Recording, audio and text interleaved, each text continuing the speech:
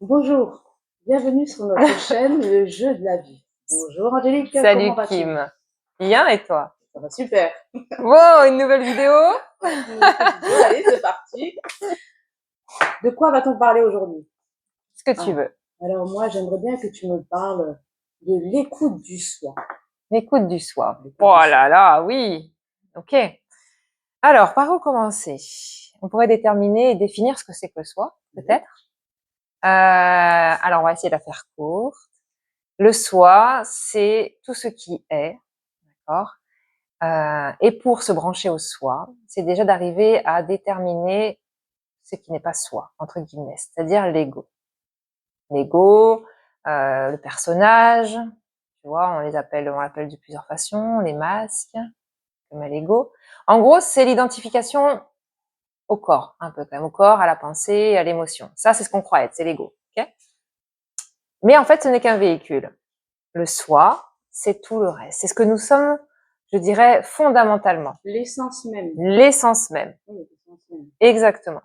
Et pour arriver à écouter cette essence même que nous sommes, qu'on appelle le soi, on peut l'appeler autrement, hein. Certains vont l'appeler l'âme, l'être véritable, voilà. Eh bien, moi en tout cas, c'est comme ça que je fonctionne. J'aurais tendance à mettre un peu au calme et au silence le mental, puisque le mental, c'est le mental égo, c'est-à-dire qu'il est complètement, il marche avec l'ego, hein, le mental.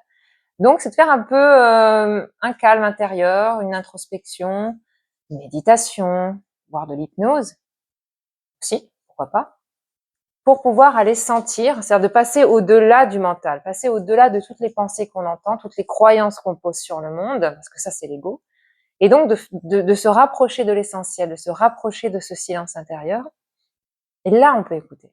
Donc tu nous préconises de se détacher des pensées, c'est Ouais, ça? On se détache de nos pensées voilà. et on essaye de s'écouter, tout simplement.